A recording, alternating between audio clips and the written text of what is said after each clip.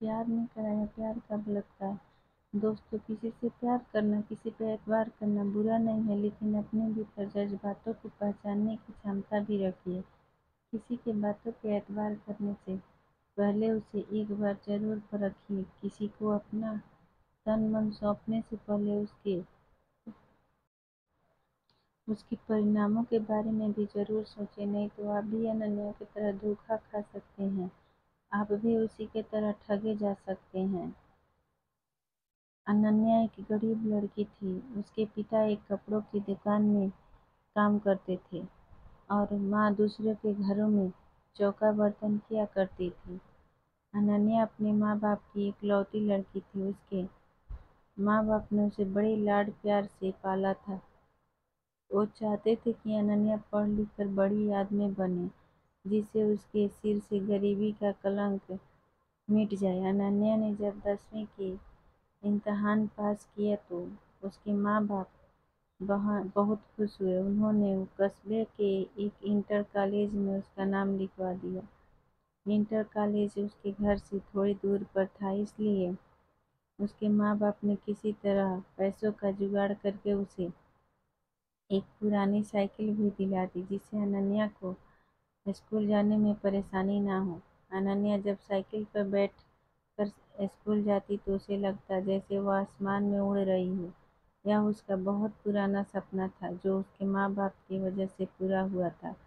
इसलिए वो रोज समय से स्कूल पहुंच जाती और मन लगाकर पढ़ाई करती। लेकिन एक दिन अनन्या की जिंदगी में एक नया मोड़ आया। दोपहर का समय था, स्कूल से छुट्टी पर उसने अपनी साइकिल ली और घर की ओर चल पड़ी। लेकिन अभी वह थोड़ी ही दूर पर पहुंची थी कि पीछे से आती एक बाइक उसके बगल से गुजरी। बाइक को जो लड़का चला रहा था वह उसका हम उम्र ही था। लड़का ने थोड़ा आगे जाकर अपनी बाइक रोकी और अनन्या को रुकने का इशारा किया। अनन्या उस लड़के को अक्सर रास्ते में देखा करती थी। जब भी वह स्कूल आती और स्कूल से जाती तो वह लड़का सड़क के किनारे खड़ा उसे निहारा करता था। शुरू-शुरू में उसे देखकर अनन्या को बहुत गुस्सा आता था, लेकिन धीरे-धीरे वह उसे अच्छा लगने लगा था। इस तरह रास्ते में रुक जाने से अनन्या घबरा सी गई। पहले उसका मन हुआ कि वह अपनी साइकिल आगे बढ़ा दे, लेकिन फिर न जाने क्या सोचकर उसने अपनी साइकिल में ब्रेक लगा दिया। वह लड़का अनन्या के पास आ गया और धीरे से बोला, मेरा नाम सुमित है, मैं रोज आपको स्कूल जाते हुए देखता हूँ।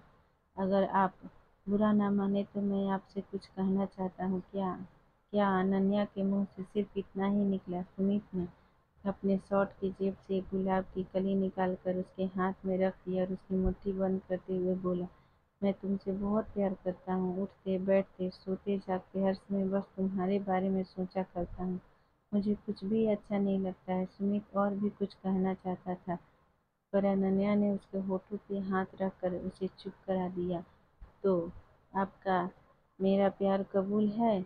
उस लड़के ने अनन्या की आंखों में आंखें डालकर पूछा। अनन्या शर्मा गई। उसने चुपचाप हाँ में अपनी गर्दन हिलाई और साइकिल पर बैठकर तेज तेज पैडल चलाती हुई अपने घर को चली गई। इस तरह अनन्या और सुमित में बातचीत होने लगी।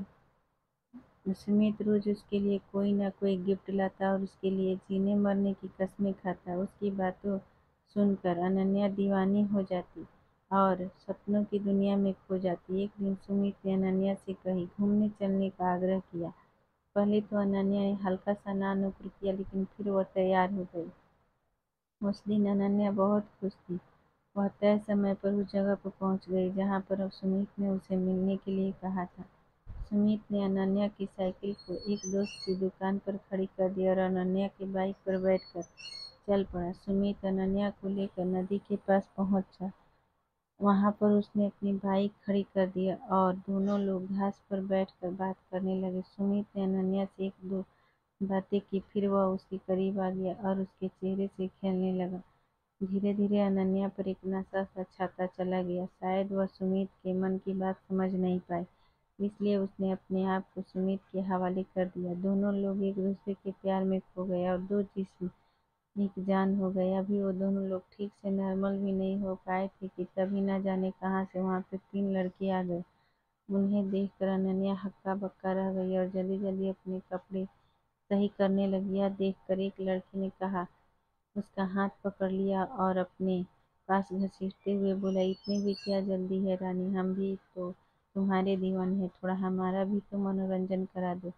अनन्या ने कातर दृष्टि से सुमित की ओर देखा, वह अनन्या की मदद करने के बजाय हंस रहा था। वह देखकर अनन्या का हृदय चित्कार कर उठा, यानी कि यह सब सुमित की एक सोची समझी चाल थी।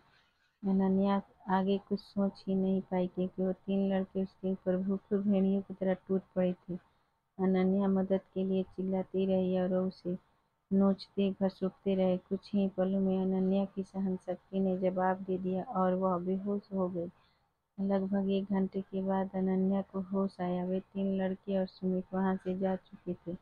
दर्द की वजह से उसके शरीर की प्रत्येक नसें फट रही थी। उसकी आंखें के आगे अंधेरा छाया हुआ था। उसके सारे सपने ध्वस्त हो चुके थे। उसे अपना जीवन समाप्त होता हुआ नजर आ रहा था। अनन्या सोचती रही कि क्यों मैंने सुमित की बातें पर विश्वास किया, क्यों मैं उसके साथ बस्ती से इतना दूर यहाँ पर आई।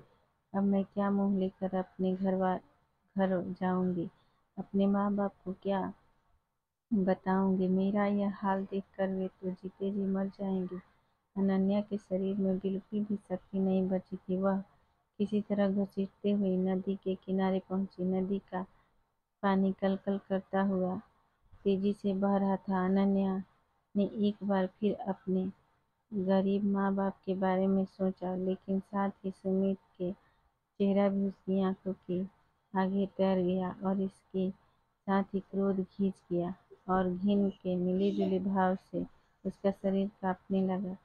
अनन्या ने अपने दांतों को किटकिटाया, अपने शरीर की बची-खुची ताकत इकट्ठा किया और धीरे से खड़ी हो गई। उसने अपनी आंखें बंद कर ली, हाथों को जोड़कर मन ही मन अपने माता-पिता से माफी मांगी और फिर नदी में छलांग लगा दिया। अगले ही पल अनन्या नदी में डूबी उतराने लगी, लेकिन अब ना तो वह किसी को अपनी जान बचाने के लिए पुकार रही थी और ना ही बचने के लिए संघर्ष कर रही थी। उसका मन अब भी अपने बेवफा प्रेमी के बारे में सोच रहा था। वह सोच रही थी कि क्यों मैंने उसकी बातों पर इतना एतबार कर लिया, क्यों मैंने उसे अंधा प्यार किया, क्यों मैं उसकी नीयत को समझ नहीं पाई। अगर मैं ऐसा कर पाती तो शायद। और फिर वह नदी की गहराइयों में डूबती चली गई। प्लीज़ दोस्तों, आप लोग ऐसी गलती ना करें और चैनल को लाइक और सब्सक्राइब करो। कमेंट सेक्शन में बताइए कहानी कैसी लगी और बेल आइकन को भी दबा दिए। यह एक सच्ची घटना है।